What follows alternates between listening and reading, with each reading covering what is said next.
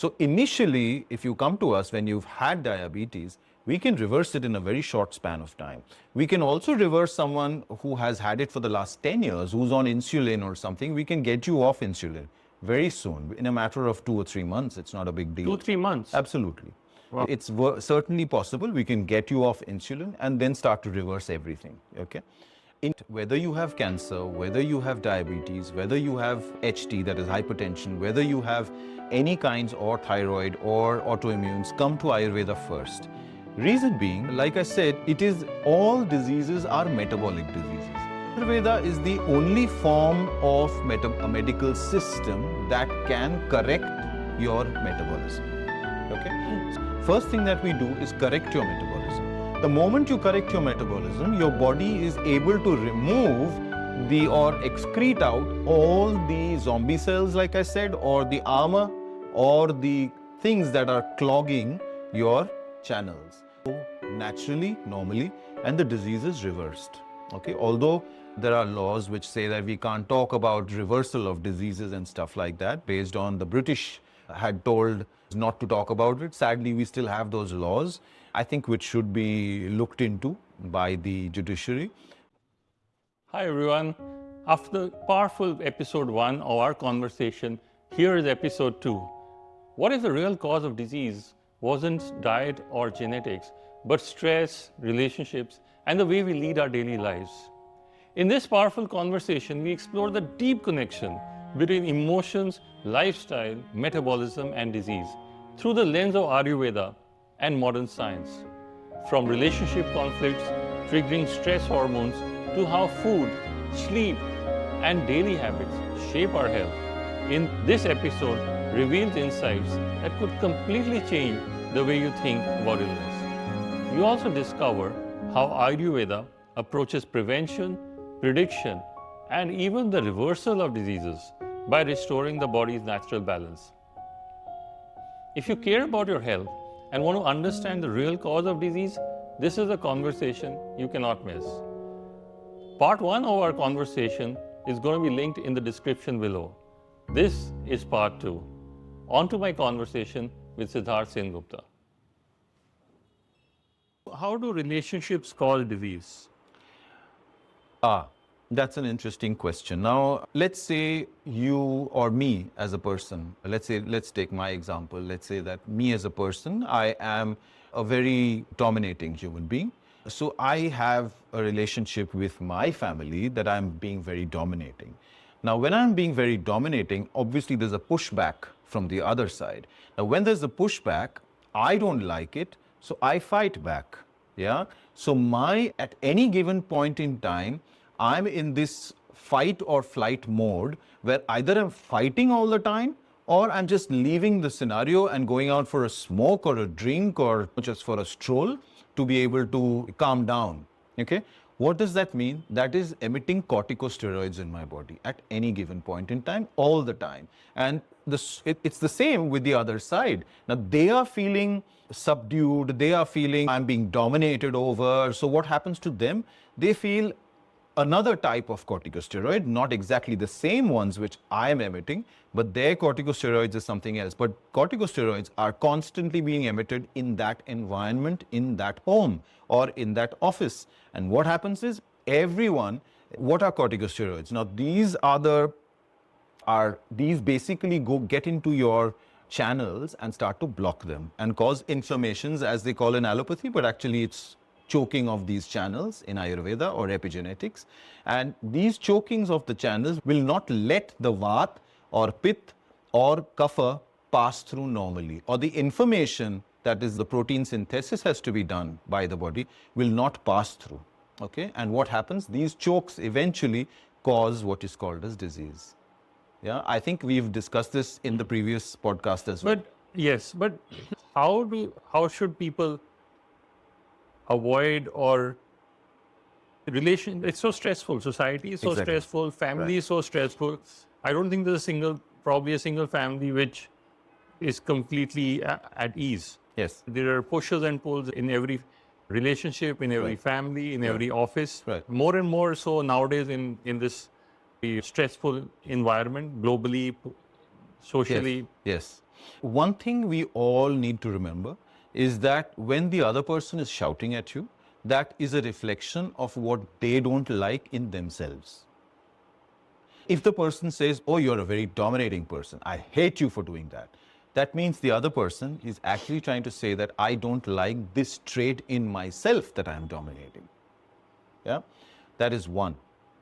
Because what now, if I have to get into this whole concept of Maya and illusion, that's actually a part of my book, which I've written, I think, which we can probably give the audience a link at Yes, we can. I've written the meaning of Maya and how it actually works.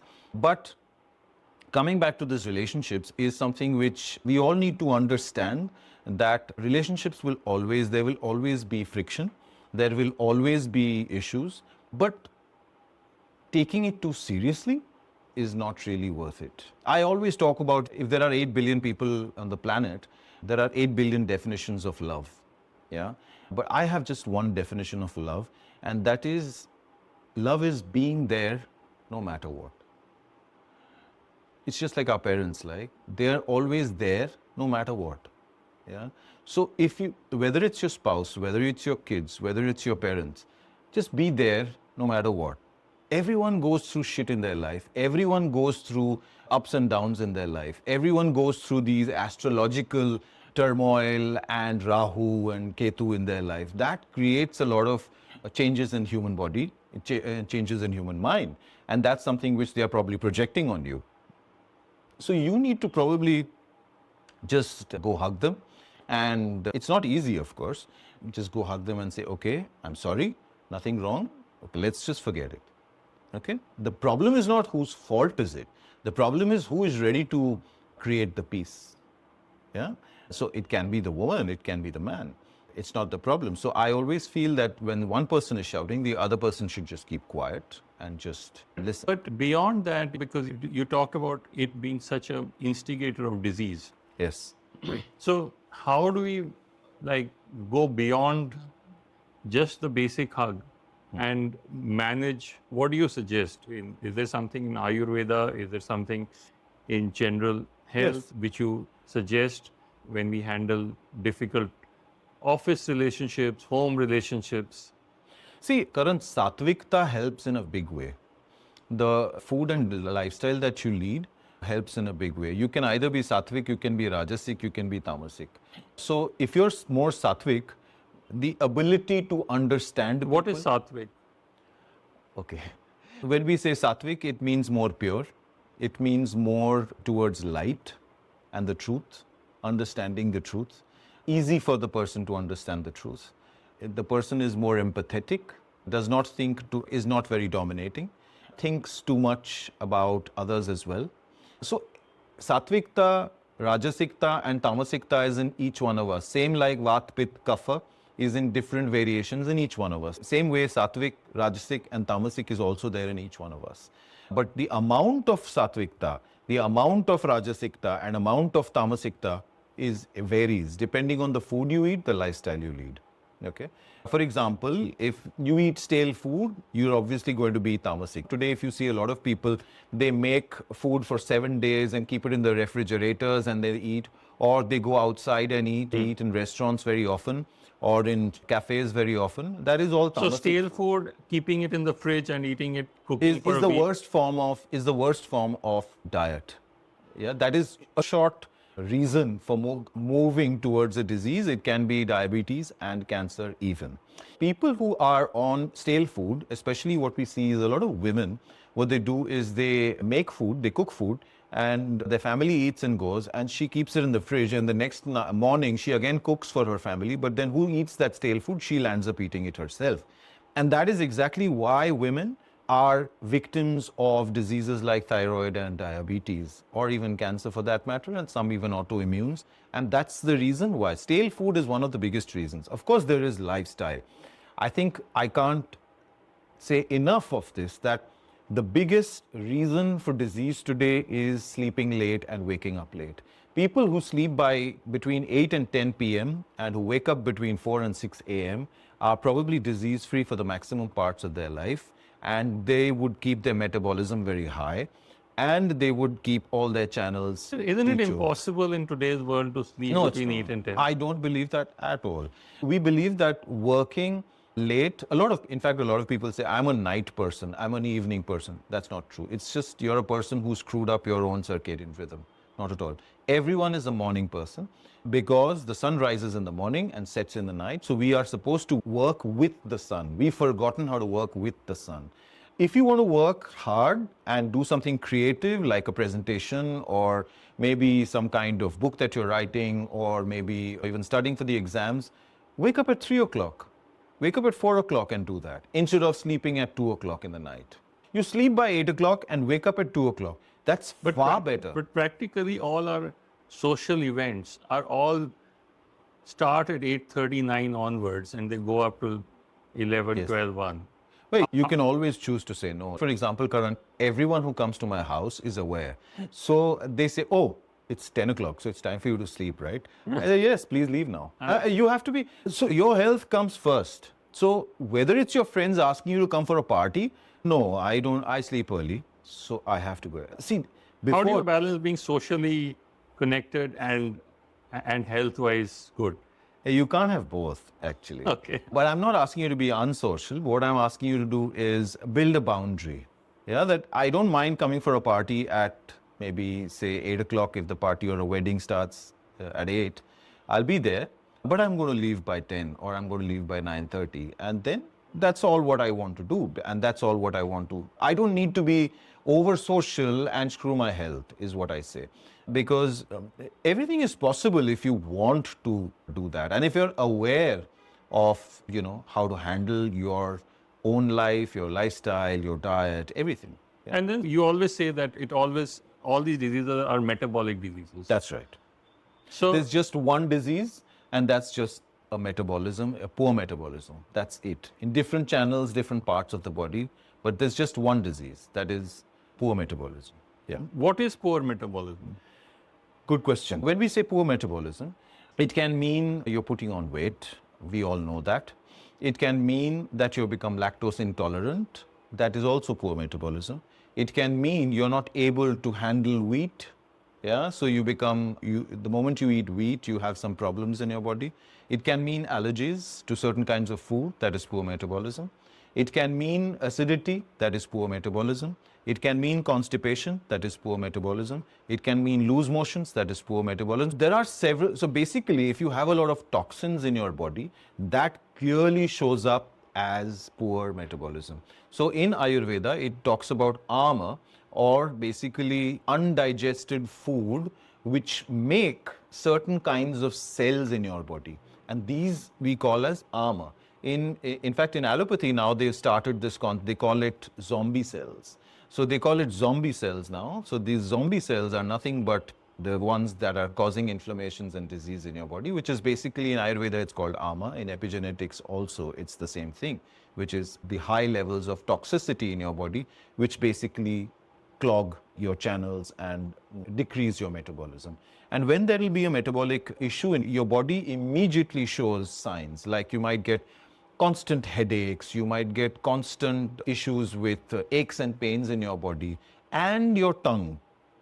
Like your tongue, if it has a white coating, that means your digestion is not proper. Okay, if it's a clean pink tongue, that means it's good. If your skin will show poor metabolism as well. If you have patches on your skin, that will show up in terms of metabolism issues. There'll be some black patches on your skin, or all these are metabolic. So you often say, obviously because you run a Ayurvedic healing place, that come to Ayurveda first. So when we come to Ayurveda, will we be given, what is the timeline we are looking at to find some healing? And B, will we be given some medicines? Are you making something in-house? Or are you going to be just telling people how to eat? Is it just a change in diet? What constitutes your thing, and what kind of results have you seen? Okay. When we say, why we tell people that whether you have cancer, whether you have diabetes, whether you have HT, that is hypertension, whether you have any kinds or thyroid or autoimmunes, come to Ayurveda first. Reason being, like I said, it is all diseases are metabolic diseases. Ayurveda is the only form of a medical system that can correct your metabolism. Okay? First thing that we do is correct your metabolism. The moment you correct your metabolism, your body is able to remove or excrete out all the zombie cells, like I said, or the armor, or the things that are clogging your channels. So once it does that, then the life inside you or consciousness inside you starts to flow naturally, normally, and the disease is reversed. Okay, although there are laws which say that we can't talk about reversal of diseases and stuff like that, based on the British had told not to talk about it. Sadly, we still have those laws, I think, which should be looked into by the judiciary. But when Ayurveda can reverse diseases, why not talk about it? Now, coming to what you mentioned about what we do and what our experience is with this. So when we say, in case a person, I think I'll just talk about maybe the disease first, the cancer or diabetes first. So if a person has diabetes, if you've just been detected with diabetes, you need to understand that it's nothing but your carbohydrate metabolic channel which is choked. That's it. So it's not able to process carbohydrates. And that is why each time you eat carbohydrates, your sugar just shoots up. Okay? All you need to do is open that choked carbohydrate metabolic channel. That's it. So initially, if you come to us when you've had diabetes, we can reverse it in a very short span of time. We can also reverse someone who has had it for the last 10 years, who's on insulin or something. We can get you off insulin very soon, in a matter of 2 or 3 months. It's not a big deal. 2-3 months? Absolutely. Wow. It's certainly possible. We can get you off insulin and then start to reverse everything. Okay. In terms of cancer, the first thing you need to know about cancer is that it is a complete, the mRNA, tRNA and rRNA of that human has gone haywire, or it's imbalanced. Yeah. So when all these three have got imbalanced, there is a severe crisis in your body which is going on, which is that all your channels have started to get blocked. Okay. Now, even if you have cancer or an autoimmune, your body starts to give you signals from many years before. Okay. Even 10 years before or 5 years before, your body starts to give you signals. The first signal it starts to give you is that you will start to get certain kinds of changes or alterations in the way you poop, that is your motions, and your urination. Okay. What I'm saying is it need not add up to getting cancer, but what I'm saying is that these 4-5 factors that you will see can possibly add up to giving you cancer. The second thing, what you will also notice is a certain amount of issues with metabolism when it comes to you eating a lot, but you're not putting on a lot of weight. Yeah. Or you are putting on too much of weight. Okay. Then your poop is of a certain consistency. Then you will also notice that you have too much of hair fall, or you will notice that you have too much of mental health issues also, and excessive anxiety, excessive depression, years and years of depression. That can also cause these are also signs which show that you are probably moving towards a serious disease like cancer. Because let's not forget that the mRNA, I told you that movement is mRNA. So if your Vata is very high and your Pitta is very high, it can cause certain kinds of cancers.